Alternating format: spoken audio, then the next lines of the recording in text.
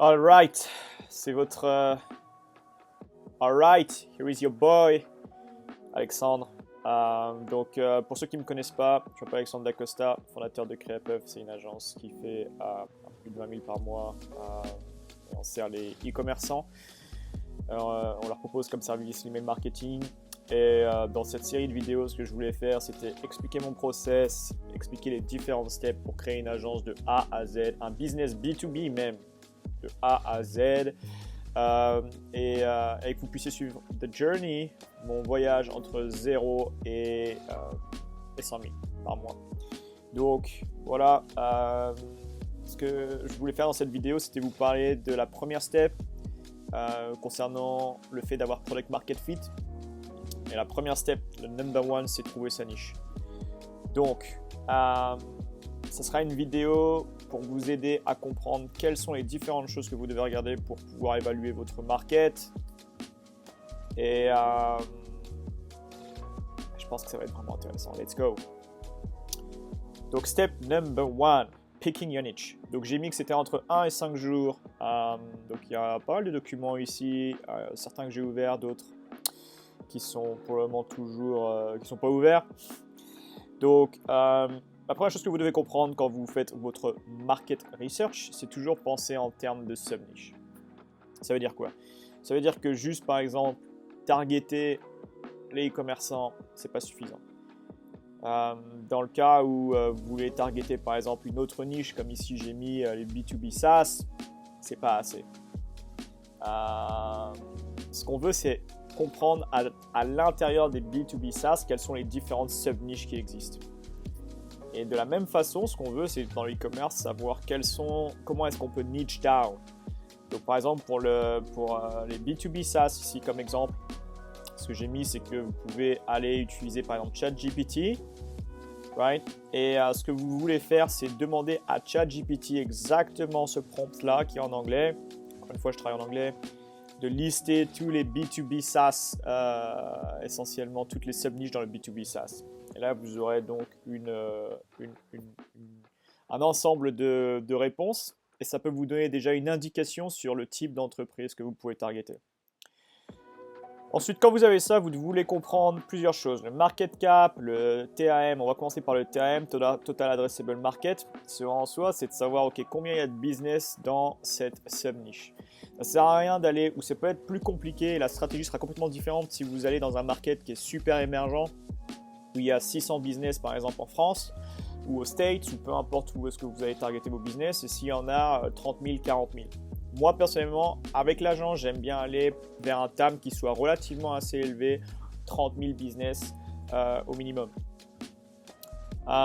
Donc c'est la même chose. Pour faire ça, c'est très simple. Vous mettez sur Google « How many sub-niche companies there is in the US or in France ». Encore une fois, comme moi je target les US en général, j'aime bien parler en anglais et faire les choses en anglais. J'ai pris cette habitude-là avec mon ancien job au corporate. Du coup, je travaille surtout dans les pays anglophones. D'accord? Encore une fois, 30 000 minimum. D'accord? Le market cap, même chose. Vous voulez savoir quelle est la valeur du marché au global. D'accord? Ça vous donne encore une grosse indication sur est-ce que le marché est gros, est-ce qu'il est petit. Par exemple, c'est plus simple de faire $1 billion dans un marché qui fait 35 trillions de dollars que de faire $1 billion dans un marché qui fait 1.5 billion. Maintenant, on veut savoir aussi une chose qui est extrêmement importante, c'est si le marché il est en train de grossir ou de devenir plus petit. Si le marché est en train de grossir, vous avez le vent en poupe. Ça veut dire que essentiellement, ça sera beaucoup plus simple pour vous que de faire grossir votre business. La raison étant que si par exemple votre marché est en train de diminuer, d'accord, même si vous faites tout ce qui est en votre pouvoir et que vous faites les choses extrêmement bien, vous avez juste de moins en moins de customers que vous pouvez contacter au fur et à mesure des jours, des mois et des années. D'accord? Donc même chose, what's the growth rate of the market take, for example, market? Ça peut être une des questions par exemple, d'accord? Donc ici vous demandez à Google. Alors l'enterprise value, donc pourquoi est-ce que c'est intéressant aussi de comprendre la valeur d'une entreprise? C'est que il y a différents types d'entreprises. Il y a certaines entreprises qui ont des multiples qui seront plus ou moins élevés. D'accord? Des multiples d'EBITDA au moment où ils veulent revendre leur business. Quand vous tombez sur une entreprise qui a un multiple d'EBITDA extrêmement élevé, cette entreprise sera beaucoup plus enclin à investir. Parce qu'elle comprend que si jamais vous faites grossir, par exemple, son EBITDA de 10, 20, 30% et qu'elle a un multiple de 12, 13, 14, cette valeur-là, elle sera multipliée par 12, 13, 14. Vous ramenez 100 000, par exemple, plus d'EBITDA multiplié par 12, 13, 14. D'accord? Au final, ça leur fait, par exemple, 1,4 million de valeurs d'entreprise qui ont été ajoutées grâce à votre service. Donc, ces entreprises seront beaucoup plus enclins à payer des prix qui seront plus élevés. Quand vous travaillez avec une entreprise où le multiple à la revente il est extrêmement faible, 1, quelque chose, 2, ça va être beaucoup plus difficile et ces entreprises vont se concentrer sur le fait d'avoir du cash flow sur le short terme. D'accord? Et ils ne seront pas dans une mentalité d'investissement. Donc c'est autre chose auquel il faut penser aussi. Leur habilité à acheter. Donc ça aussi, ça revient à savoir s'ils ont des grosses marges. Donc encore une fois, on veut savoir si le business qu'on target, ils font par exemple, j'en sais rien, 5% de net margin ou si jamais ils ont des marges nettes à 20-30%. Encore une fois, ce sera plus simple d'investir quand on sait que le business a des très très très bonnes marges que d'investir quand on sait que le business a des marges qui sont extrêmement faibles. Le niveau de sophistication. Donc le niveau de sophistication, essentiellement, ça va vous donner une idée de la compétition qu'il y a. Au plus la compétition augmente, au plus le niveau de sophistication du market va augmenter parce qu'ils ont l'habitude de voir vos claims, de voir vos offres, etc., etc. Et donc, il faudra être capable de jauger ce niveau de sophistication et de créer un claim par rapport au niveau de sophistication du marché. Donc, il y a un livre, je ne sais plus c'était lequel, mais c'était le livre d'Eugène Schwartz où il parle des 5 niveaux de sophistication. Je vous le recommande. Donc, vraiment essayer de comprendre où est-ce que vous vous situez dans le marché. Est-ce que c'est un marché qui est plutôt émergent? Est-ce que vous êtes le premier à marketer sur ce marché ou est-ce que vous êtes le millionième et du coup vous devez jouer sur le branding? Voilà, il faut vraiment essayer de jauger ça en regardant ce que la compétition fait. Les participants dans le marché, ce qui sont faciles à targeter, même chose, c'est que si on vend quelque chose, on veut être sûr qu'on puisse facilement trouver les prospects qui sont capables de nous acheter whatever service qu'on va créer. Et bien sûr, le principal, est-ce qu'ils ont un problème? D'accord? Donc, encore une fois, on veut commencer avec une hypothèse du problème à la base et essayer de trouver, grâce à nos recherches initiales, leur current situation, desired situation et leurs problèmes. Donc, ça veut dire que c'est quelque chose que je vais expliquer plus tard, mais on peut utiliser ce qu'on appelle le report method, qui est essentiellement une façon d'avoir les prospects dans un appel où on va juste leur poser des questions et leur proposer un report à la fin de l'appel. Pas à la fin de l'appel, mais qu'on va crafter, qu'on va faire dans les jours, semaines qui suivent et on va leur donner gratuitement. La raison étant que ça vous sert de lead magnet, ça va intéresser les gens. La deuxième, c'est qu'ils comprennent que vous n'êtes pas là pour leur vendre quelque chose, mais pour les interviewer. Et les gens, en général, les business owners aiment bien parler de leur business, de leur expérience et de donner en retour. Donc, en faisant ça, vous allez être capable de comprendre quelle est leur situation initiale, quelle est la situation qu'ils désirent et quel est le problème entre les deux, le gap. Et vous êtes la solution entre les deux. Vous êtes là pour solver leurs problèmes et essentiellement leur permettre d'aller du point A au point B. Il y a une chose qui est importante à comprendre ici, c'est que plus la douleur est intense chez le prospect, et plus ils seront prêts à payer. Pour vous donner un exemple, ça vient du livre d'Alex Hormozy, $100 million offers. Si jamais vous essayez de vendre un burger à quelqu'un qui vient juste de manger, ça va être extrêmement dur. Right? La douleur, elle n'est pas intense. Si vous essayez de vendre un burger à un mec qui est dans le désert, qui n'a pas mangé depuis 15 jours, et que ce mec est billionnaire par chance, just made $1 billion, my friend. Right? Donc, essayez de trouver une douleur qui soit vraiment intense. Donc voilà. Ça, c'est les informations qu'on va essayer de comprendre quand on va analyser un marché. Et généralement, ce qu'on veut faire ensuite, c'est mettre toutes ces informations dans ce que j'appelle le foundational copy. Donc, je vais essayer de l'ouvrir pour vous le montrer. Donc, c'est un document en fait qui va résumer tout ce qu'on a pu voir et comprendre sur nos prospects. D'accord? C'est un document qu'on utilise en interne. Et comme vous pouvez le voir, donc c'est en train de charger. Je vais aller dans Input and Views. Ok. Donc vous pouvez le voir là, par exemple.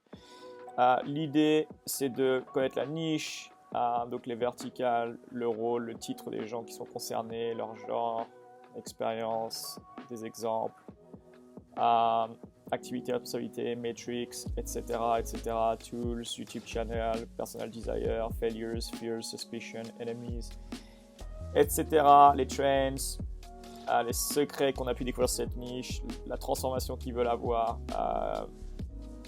l'activité et ce que j'appelle les UI, mais j'en parlerai dans une autre vidéo. Les features pour pouvoir essentiellement faire ces activités, les offres qu'on va leur faire, d'accord, avec tout ce qui est nécessaire, donc le prix, l'urgence, le ROI, justification, les garanties, etc. C'est un document assez poussé qui va vraiment, donc encore une fois, vous permettre de mettre toutes les informations que vous avez pu capturer sur votre market. D'accord? Et une fois qu'on a fait ça, normalement à la fin de cette phase-là, qui va vous prendre maximum 5 jours, take action, vous connaissez votre niche, vous avez une hypothèse sur leur current desired state et problème, et vous pouvez commencer à aller à The Secret Number 2, que je détaillerai dans une autre vidéo. Alright, maintenant quelques questions que je peux me poser. Quelle est la variable la plus importante pour faire de l'argent? Qu'est-ce qui a le plus d'impact? Le marché, d'accord, c'est marché of persuasion. Je ne vais pas forcément rentrer dans les détails, mais vous aurez le temps de lire ça si jamais ça vous intéresse. Ensuite, la deuxième chose, c'est qu'est-ce qui est important? Est-ce que c'est important de niche down au maximum? Oui, c'est extrêmement important parce que le fait de niche down va vous permettre d'avoir un message qui va résonner dans les os de votre customer. Si jamais pour vous donner un exemple, c'est beaucoup plus simple de vendre par exemple. Nous avec notre agence, ce qu'on fait, c'est qu'on aide les e-commerçants à générer un extra 30% de revenus grâce à l'email marketing, SMS marketing, WhatsApp marketing. Et c'est plus simple, par exemple, de vendre ça que d'essayer de dire à n'importe quel business, on fait du digital marketing, on fait de l'email marketing. Ok. Right? Et quoi? Donc, voilà, c'est la raison pour laquelle vous voulez niche down. Est-ce qu'il y a des exemples de sub-niche à avoid? Par exemple, moi, j'avais essayé d'aller dans le e-sport en janvier 2023 et je me suis rendu compte que c'était un marché qui était encore vraiment émergent en termes de compagnies. 665 compagnies au total. Market cap, il était relativement faible, 1 billion. Donc ça veut dire que vous ne pouvez pas faire une $1 billion compagnie si vous êtes dans un 1 billion market, parce que ça veut dire qu'au final, vous possédez 100% du market. Ce qui est ambitieux, right? Mais c'est une des raisons pour laquelle c'est le genre de niche à éviter quand on commence, je pense. Le plus simple, c'est d'aller vers une niche où il y a déjà un nombre extrêmement élevé de participants. Pourquoi est-ce que c'est mauvais de focus sur deux niches en même temps? C'est simple. On va parler de ça plus tard, mais vous avez plusieurs variables en fait que vous devez solver. On a niche, transformation, price, mécanisme, access market. Actuellement, on a parlé de la niche et comment solver la niche. Right? Si jamais tu as écouté la vidéo, tu sais comment solver le paramètre de la niche. La chose étant, c'est que la transformation est dépendante de la niche, le prix est dépendant de la transformation, le mécanisme est dépendant du prix et l'access market est dépendant du mécanisme. Qu'est-ce que ça veut dire? Juste pour expliquer ça extrêmement simplement, quand on a une niche, la transformation, par exemple, j'en sais rien, disons que ma niche ce soit les docteurs qui font 10 000 par mois, d'accord? Ma transformation sera quelque chose d'extrêmement spécifique vers ces docteurs. Ça ne sera pas une transformation qui sera applicable, par exemple, à un joueur de foot. D'accord? Donc ça veut dire que la transformation est dépendante de la niche qu'on va choisir. Maintenant, le prix est dépendant de la transformation. Qu'est-ce que ça veut dire? Prenons l'exemple d'emmener un enfant à l'école. On peut l'emmener par vélo, par trottinette, par avion ou par fusée. Right? Mais le truc, c'est que le prix qu'on va mettre sera dépendant de ce que le marché est prêt à payer. D'accord? Et probablement que si vous avez un enfant et que vous voulez l'emmener à l'école et l'école elle est au bout du rond-point, vous n'êtes pas prêt à payer $1 billion pour le foot dans une fusée. Vous allez peut-être l'envoyer en trottinette. Et ça coûtera, j'en sais rien, 1 euro. Donc le prix est toujours dépendant de la transformation qu'on essaie d'avoir. Maintenant, le mécanisme est dépendant du prix. Ça veut dire quoi? Ça veut dire que si par exemple Elon Musk, on va le prendre, lui, il va emmener les gens sur Mars. D'accord. Son idée, c'est de conserver la confiance humaine. La chose étant que le prix qu'il faudra payer pour pouvoir aller sur Mars les premières fois rend le mécanisme qu'il est en train de développer possible. On ne peut pas développer un mécanisme qui nous coûte plus cher que le prix qui a été établi par le marché, que les gens du marché sont prêts à payer. D'accord? Si par exemple votre marché est prêt à payer 99 €, ça ne sert à rien de créer un mécanisme qui fasse 1000 €. Vous allez être en déficit et vous allez vous combattre le marché, ça ne sert à rien et ça ne fonctionnera jamais. Et l'Access Channel est dépendant du mécanisme. La raison étant que l'Access Channel, c'est une fois que vous avez votre prix, que vous avez délivré votre mécanisme, vous avez votre marge, et l'Access Channel sera dépendant de la marge qui reste. S'il vous reste 1 centime par exemple de marge, ça va être très difficile que d'aller dans les paid ads. S'il vous reste 1000 € dans les marges, ça va être possible d'aller dans les paid ads, mais vous ne devez pas dépasser 1000 €. D'accord? Autrement, vous ne faites pas de profit. Donc, c'est la raison pour laquelle NTPMA et la raison pour laquelle il y a une interdépendance entre ces différentes variables. Maintenant, la raison pour laquelle on ne veut pas solver deux niches en même temps, c'est que comme N est dépendant de T, qui est dépendant de P, qui est dépendant de M, qui est dépendant de A, si vous prenez une niche numéro 2, vous devez solver encore tous les paramètres une deuxième fois. Ce qui crée énormément de complexité. Right? Il y a d'autres questions. Qu'est-ce qui se passe si je change de niche? Tu recommences à 0 parce que NTPMA, d'accord? NTPM1, A1, N2, T2, P2, M2, A2, d'accord? Donc tu es obligé de recommencer à 0 en fait. Une fois que j'ai essayé ma niche, quel est la next step? Donc une fois qu'on a trouvé le current state, desired state et leurs problèmes, votre goal c'est vraiment de venir avec une transformation et de solver le problème principal. D'accord? Donc, encore une fois, il y a des méthodes. On ira à travers, on va parler de cette partie-là la prochaine fois. Voilà. Est-ce que je suis bloqué avec mon industrie? Je ne peux pas les aider autant que je veux. Est-ce que je dois switcher de niche? Niche down even more. Right? Niche down even more. C'est une des façons de faire. Ou alors, tu peux recommencer encore une fois, mais dans ces cas-là, NTPMA1 versus NTPMA2, tu dois recommencer à 0. Comment est-ce que je trouve ma niche? Alors ça, c'est une question aussi sur laquelle je tombe. En practice, ce qu'on veut faire, c'est trouver une niche et faire des tests rapides. Ça veut dire quoi? Vous prenez une niche, vous testez rapidement, c'est-à-dire vous créez vous trouvez votre niche, vous créez votre transformation, vous commencez à créer vos assets, vous envoyez des messages et vous regardez ce qui se passe. Fast. Ça peut être fait en 2 à 3 jours, si vous êtes fast.